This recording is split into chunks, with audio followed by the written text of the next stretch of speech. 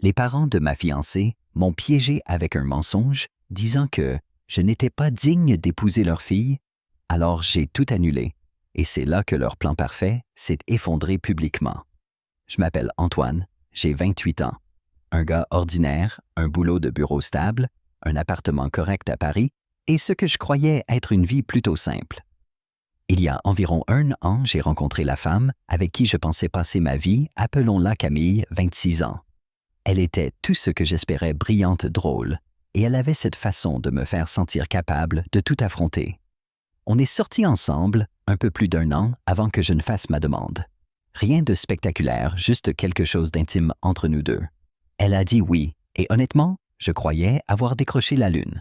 Quelques semaines plus tard, on a organisé une fête de fiançailles chez ses parents. Rien d'extravagant, juste la famille et des amis proches. Je pensais que tout était parfait. Mais, avec le recul, je vois qu'il y avait des signes, des détails qui semblaient anodins sur le moment. Sa mère Sylvie avait une façon étrange de me parler. Elle disait des choses comme « Oh, c'est bien que tu sois stable. Camille a besoin de quelqu'un sur qui compter. » Ou encore « Tu travailles dur, ça ne doit pas être facile sans les bons réseaux familiaux. » Au début, je croyais qu'elle était juste maladroite, mais maintenant je comprends, c'était du jugement tout simplement. Son père Paul était un peu plus simple à gérer. Il semblait détendu, mais on voyait bien qu'il laissait toujours Sylvie décider de tout. Et puis, il y avait ses frères Julien et Lucas. Plus jeunes qu'elle, mais avec cette énergie de grand frère surprotecteur qui n'avait pas de sens vu leur âge. Comme s'ils pensaient que je venais leur voler leur précieuse sœur. Mais je ne laissais rien de tout ça m'atteindre. J'aimais Camille, et je me disais que les problèmes de famille finiraient par s'arranger. Une fois marié, il devrait bien m'accepter, non? Voilà ce que je me racontais. 8 mois après nos fiançailles, les choses ont commencé à devenir bizarres. Rien de flagrant au début, juste des petits riens. Camille se montrait plus distante, moins confiante. Elle posait des questions étranges. « Avec qui as-tu déjeuné aujourd'hui ?» ou « Pourquoi tu ne m'as pas répondu pendant ta pause ?» Je mettais ça sur le compte du stress des préparatifs de mariage. Mais un samedi, elle est arrivée chez moi, l'air d'avoir répété une dispute toute la journée. Téléphone en main, dès qu'elle m'a vu, elle a lancé « Il faut qu'on parle ». Ces 4 mots, jamais bon signe. J'ai posé mon téléphone. D'accord, qu'est-ce qu'il se passe? Au lieu de répondre, elle m'a collé son écran sous le nez, dessus des photos floues et de mauvaise qualité où l'on me voyait sortir d'un restaurant avec une femme. J'ai cligné des yeux, cherchant à me reconnaître sur ces images dignes d'un Bigfoot. Franchement, j'ai vu de meilleurs mèmes. C'est clair, j'ai dit au bout de quelques secondes. Une collègue, on a déjeuné ensemble la semaine dernière. Et alors? Camille a croisé les bras, me regardant comme si je venais d'avouer un meurtre. Et alors? Elle répétait sarcastique. Peut-être que tu aurais pu m'en parler, ou que tu ne devrais pas traîner avec une autre femme dans mon dos? Ça m'a fait mal. Camille. La femme qui me regardait autrefois comme si j'étais son monde entier, maintenant, elle me fixait comme un inconnu, pris en flagrant délit. Je ne comprenais pas comment on en était arrivé là. On avait bâti notre relation sur la confiance, ou du moins je le croyais, mais là, elle agissait comme si tout ce que j'avais fait ou dit ne comptait plus. J'ai tenté, me cacher des choses. Tu es sérieuse, c'était juste un déjeuner. On a parlé boulot, c'est tout. Mais elle n'écoutait pas. Tu me prends pour une idiote, j'ai déjà vu ça. Tu es comme tous les autres mecs, tu dis une chose et tu fais le contraire. J'ai commencé à perdre patience. Comment pouvait-elle croire un truc pareil sans même me demander? Comme si toute ma sincérité avait disparu de sa mémoire. J'ai essayé de calmer le jeu. Camille, je te dis la vérité. Claire est une collègue, on a déjeuné pour parler du projet. Si tu veux, je peux te montrer nos emails d'organisation. Son visage est resté fermé, voire plus dur. Les emails. Maintenant, tu couvres tes traces avec des emails, c'est ça incroyable. Je me sentais dans un mauvais film. Quoi que je dise, j'étais déjà le coupable dans son scénario. Camille, écoute-moi, j'ai insisté, essayant de rester calme. Il n'y a rien entre Claire et moi. Je t'aime jamais, je ne te tromperai. Pourquoi tu ne me fais pas confiance? Elle a eu un rire amer qui ne lui ressemblait pas. Pourquoi je ne te fais pas confiance? Peut-être parce que tu me mens depuis le début. Ne mentir, tu es sérieuse. Quand est-ce que je t'ai menti? Tu me connais mieux que ça. Qu'est-ce qui t'arrive? Elle m'a lancé un regard glacial. Tu crois? Parce que là, je ne sais même plus qui tu es. Non mais ça a fait mal. J'ai tenté de garder mon calme. Réfléchis, Camille. Quand est-ce que je t'ai donné une raison de douter de moi? Tu vois des photos pourries, et tout d'un coup, je suis un menteur. Pourquoi tu ne m'as pas demandé avant? Tu sais que je t'aurais dit la vérité? Non, elle a secoué la tête, lassée. Pourquoi je devrais? Les photos me suffisent. Mamita, sérieusement, tu mises tout sur des photos floues? Tu n'as même pas cherché à savoir, tu sautes directement à la pire conclusion, comme si tu attendais une excuse. Son visage était fermé méconnaissable. Je me suis demandé si je l'avais jamais vraiment connue. Elle ne bougeait pas. C'était décidé. J'étais coupable dès qu'elle avait franchi la porte. J'ai commencé à comprendre. Ce n'était pas normal. Ce n'était pas juste un malentendu. Elle voulait croire que j'étais le pire des hommes. J'ai tenté une dernière fois doucement. Ce n'est pas toi, ça. Qu'est-ce qui se passe vraiment? Pourquoi tu fais ça? Toujours rien. Même regard distant. Alors j'ai tenté un coup de poker. Laisse-moi deviner. C'est ta mère, non? Elle t'a monté la tête avec ses bêtises et tu la crois sur parole. Sa mâchoire s'est crispée. Elle n'a rien dit, mais son regard suffisait. Wow! Ai-je soufflé amer. Donc c'est ça.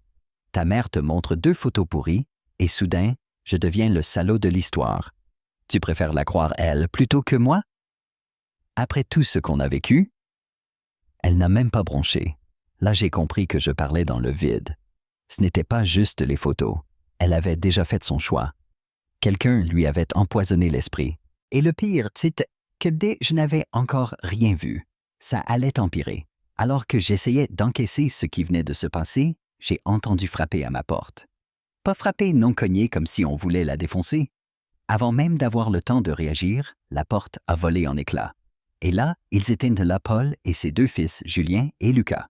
Furieux. Je l'ai vu tout de suite, ils n'étaient pas venus pour discuter. Paul m'a pointé du doigt. Tu t'es foutu de ma fille, salopard? Tu crois pouvoir jouer avec son cœur et t'en tirer comme ça? Un instant, j'ai pensé à fuir non pas de peur, mais parce que je savais qu'il n'y aurait pas de discussion possible. Ils n'étaient pas venus écouter, mais punir. Et le pire, Camille était là à regarder. J'étais abasourdi. Vous parlez de quoi? Ai-je tenté la voix tremblante. C'est un énorme malentendu. Je n'ai pas trompé Camille. Ces photos ne veulent rien dire. Un de ses frères Julien ou Lucas s'est avancé craquant les jointures, comme s'il attendait ça depuis des lustres. Amat, dans ma haine? Ah donc tu traites ma sœur de menteuse. J'ai reculé, mains levées. Non, je dis juste que quelqu'un lui raconte n'importe quoi. Laissez-moi 2 minutes, je peux tout prouver. Mais ils n'en avaient rien à faire. Pour eux, j'étais déjà coupable. Paul m'a fait face. Tu n'es qu'un menteur, une ordure. Les hommes comme toi ne méritent pas une femme comme ma fille. Et là, le premier coup est parti. Direct dans la mâchoire. Avant que je réalise, le second frère m'a attrapé par le col et m'a plaqué contre le mur. La lampe est tombée douleur vive à l'épaule. J'ai aperçu Camille, bras croisés impassible, comme devant une émission de télé-réalité. Pas un geste pour arrêter, rien. Comment pouvait-elle laisser faire ça? Comment pouvait-elle me laisser souffrir sans broncher? J'ai tenté de me défendre, mais 3 contre 1, impossible. Ça criait, ça accusait, ça frappait. On aurait dit qu'ils attendaient ce moment depuis longtemps, juste pour me descendre. « Avoue !» criait l'un d'eux. « Avoue que tu l'as trompé. »« Je ne l'ai pas trompé !» hurlai-je, essayant d'éviter les coups. Rien à faire, ils ne voulaient pas entendre. À un moment, je me suis retrouvé au sol, protégeant mon visage. Mes côtes brûlaient. J'avais la tête qui tournait. Je n'ai plus bougé. À quoi bon, ils ne cherchaient pas la vérité, juste un coupable. Et voir Camille immobile, c'était pire que les coups. Puis aussi brusquement que c'était commencé, tout s'est arrêté. Paul haletant au-dessus de moi pendant qu'un des frères le tirait en arrière. Ça suffit. On dégage avant de vraiment lui faire mal. En partant, Paul m'a lancé. Si je te revois près de ma fille, je ne retiendrai pas mes coups la prochaine fois. Considère ça comme un avertissement. Maman. Camille, debout dans l'embrasure, me regardait sans émotion. Les fiançailles sont rompues. Tu peux t'estimer heureux qu'ils ne t'aient pas cassé les os. Et ils sont partis. Je suis resté là longtemps à essayer de reprendre mon souffle. Le salon était un champ de bataille, meubles renversés, lampes brisées, du sang sur le tapis. Je n'arrivais presque pas à me relever. Finalement, j'ai rampé jusqu'à mon téléphone, appelé un ami pour m'emmener à l'hôpital. Le médecin m'a soigné côte fêlée, lèvres ouvertes, commotion légère. Il m'a conseillé de porter plainte. Des gens comme ça ne s'arrêtent que si on les arrête. Le matin, je ne savais plus quoi faire. J'étais hors de moi, les poings serrés au sang. J'avais envie d'aller chez eux leur rendre la monnaie de leurs pièces. Mais je me suis retenu. Laissez passer jamais. J'avais été accusé à tort, humilié, frappé. Cette fois, ils ne s'en sortiraient pas. En quittant l'hôpital, j'avais pris ma décision. Je n'allais pas me laisser marcher dessus. Ce n'était pas juste une bagarre, c'était une question de respect. Le lendemain, j'ai appelé un ami avocat, tout raconté. Il m'a dit « Va porter plainte vite. Plus tu attends, plus ce sera difficile à prouver. » J'y suis allé. J'ai laissé la police prendre des photos de mes blessures. Les policiers étaient compréhensifs, ils m'ont assuré qu'ils enquêteraient, mais m'ont prévenu que ça pourrait prendre du temps. Je n'ai pas ressenti de soulagement, juste un vide. Celle avec qui je voulais faire ma vie avait non seulement cru un mensonge, mais elle avait laissé sa famille me frapper. Je ne savais pas comment ça finirait, mais une chose était sûre, je ne reculerais pas.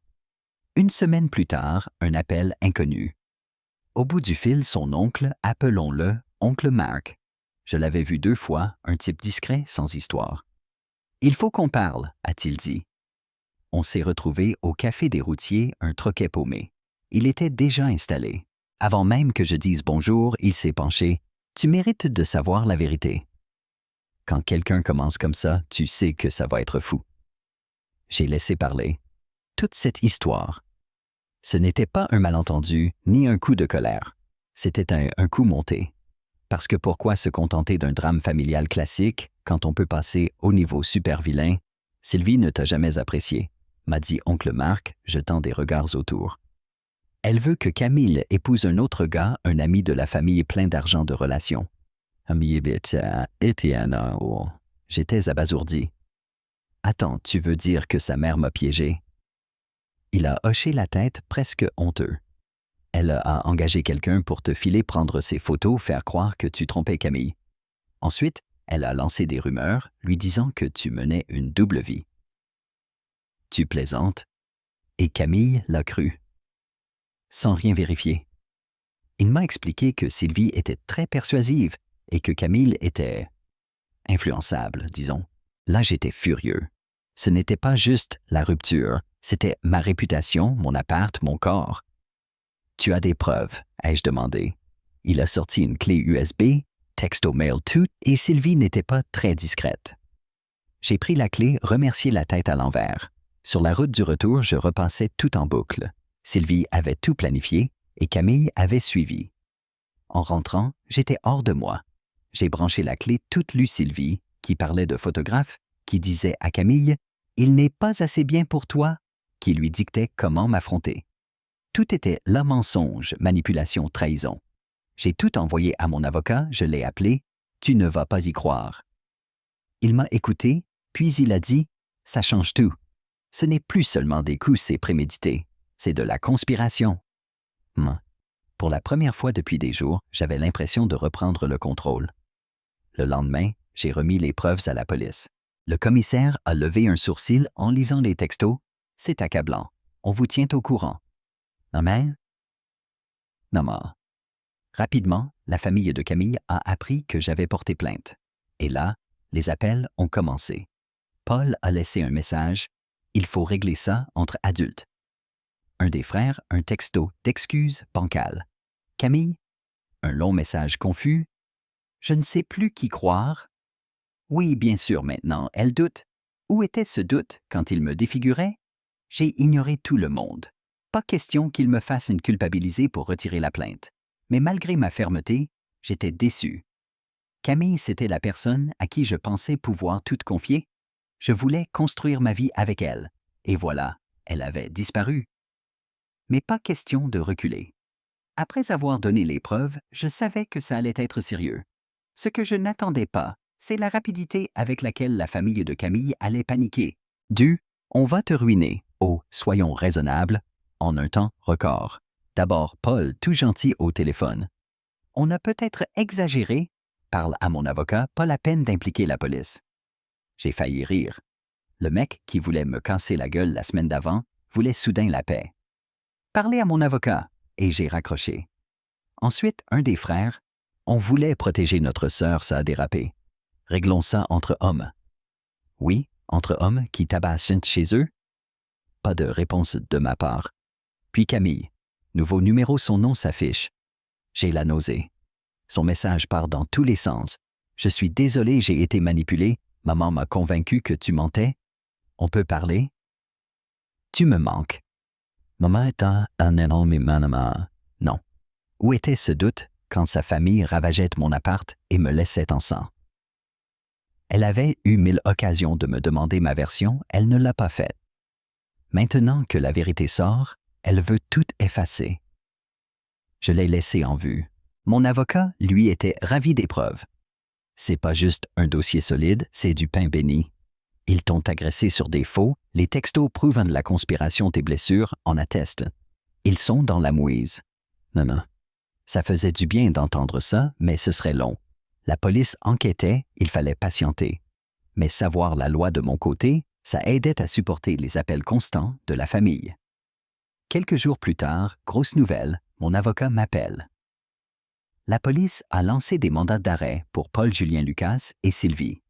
Ils sont inculpés pour coups et blessures et pour conspiration. Les policiers n'ont pas traîné. Quand ils sont venus arrêter Paul et les frères, les deux excités, ont tenté de protester, on défendait la famille. Les flics n'ont pas marché. Ils avaient des preuves, ils savaient faire la différence entre défendre l'honneur et agresser gratuitement. Le meilleur, Sylvie n'a rien vu venir. Elle se croyait intouchable, et là, boum, la police à sa porte. Elle a tenté de jouer la victime. Je voulais juste protéger ma fille. Oui, bien sûr. Engager quelqu'un pour me piéger, c'est protéger sa fille. À ce moment, Camille est devenue désespérée. Elle m'a laissé un message, la voix brisée. Je ne savais pas.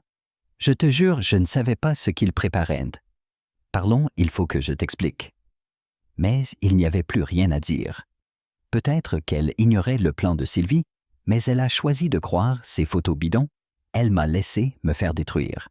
Si elle peut retourner sa veste aussi vite jamais, je ne pourrais lui refaire confiance. J'ai supprimé le message, bloqué son numéro. À ce stade, sa famille voyait bien que ça tournait mal. Ils ont tenté autre chose, la corruption. Un cousin que j'avais vu une fois à Noël s'est pointé sur le parking de mon boulot. On peut parler. J'ai demandé ce qu'il voulait. Ils se sentent mal pour ce qui s'est passé. Personne ne veut que ça aille au tribunal. Ils paient tes frais médicaux et une compensation si tu retires la plainte. Je l'ai regardé, donc ils croient qu'ils peuvent m'acheter. Je transmets juste, dit-il. Personne ne dit que c'est bien, mais un procès, ça va être sale pour tout le monde. J'ai secoué la tête. Qu'ils aillent s'expliquer au tribunal. Il voulait insister, j'ai tourné les talons. À ce stade, ce n'était plus seulement pour la justice, c'était pour moi. Ces gens croyaient pouvoir bousiller ma vie, ma relation, et s'en tirer. Ils allaient vite comprendre leur erreur. Les jours suivants, Camille a bombardé mon téléphone via des amis email appels. Je n'ai rien lu sauf un message où elle voulait me voir pour éclaircir les choses. J'en avais fini avec elle, mais mon avocat m'a dit que je pouvais accepter à condition de ne pas être seul. J'ai donc accepté pour en finir accompagné d'un ami comme témoin. On s'est retrouvés dans une brasserie près du tribunal de Paris. Quand elle est entrée, elle avait l'air détruite, les yeux rouges, le visage perdu. Elle s'est assise à éclater en larmes. « Je suis désolé, je ne savais pas ce qu'il faisait. Je croyais que tu me trompais. Ma maman m'a retourné la tête. » Je l'ai laissé parler. Elle a expliqué qu'elle avait peur de sa famille, qu'elle s'est laissée influencer, qu'elle regrettait tout. Quand elle s'est tue, je me suis penché. Si tu m'aimais, tu aurais voulu connaître ma version. Tu avais le choix me croire ou les croire eux. Tu as choisi. Ce n'est pas ça l'amour. T'en es un. Elle a pleuré plus fort. J'étais perdu. J'ai secoué la tête. Perdu ou pas, tu les as laissés me tabasser chez moi. Tu as regardé ça sans réagir. Maintenant, tu crois qu'un pardon va effacer tout ça. Elle a voulu prendre ma main, je l'ai retirée. C'est trop tard, ai-je dit. Ils assument leurs actes, et toi aussi. C'est fini. Ne me rappelle plus. Je me suis levé, je l'ai laissé là en larmes. Le procès n'a pas tardé. Mon avocat m'a tout préparé. Le jour venu, j'étais prêt. J'ai témoigné l'agression, comment ils ont débarqué chez moi, ignoré mes explications, frappé jusqu'au sang. Le procureur a présenté les textos, les photos de mes blessures, même la clé USB avec toutes les preuves. Oncle Mark a témoigné aussi. Il a raconté comment Sylvie avait tout orchestré, comment elle avait manipulé tout le monde. Le dossier était béton. La défense a tenté, mais leurs arguments étaient faibles. Paul et les frères disaient défendre l'honneur familial, mais le jury n'a pas été dupe. Sylvie a minimisé son rôle, disant qu'elle s'inquiétait seulement pour sa fille, mais les textos disaient autre chose. Quand le verdict est tombé coupable, je n'ai pas ressenti de joie, même pas de soulagement. Juste un sentiment de clôture. Paul et les frères ont pris de la prison pour violence aggravée. Sylvie a été condamnée pour conspiration. Tous auront un casier et bon courage pour s'en remettre. Camille n'a pas été poursuivie, mais sa réputation est ruinée. Tout le monde a su, elle est devenue la fille qui a cru au mensonge et tout détruit. Après la sentence, elle a essayé de me contacter encore. Je n'ai même pas écouté, j'ai bloqué et supprimé. La vérité, c'est que j'ai tourné la page. C'est fini. Il voulait me briser, mais je suis ressorti plus fort. Maintenant, je pense à moi, à construire une vie où plus personne ne pourra profiter de moi. La justice a été rendue, j'avance. C'est tout. À tous ceux qui vivent une situation toxique, voilà mon conseil, sachez ce que vous valez. Ne laissez personne vous diminuer ou vous faire sentir impuissant. Tenez bon. À la fin, vous méritez le respect et la seule personne qui peut vraiment vous défendre, c'est vous.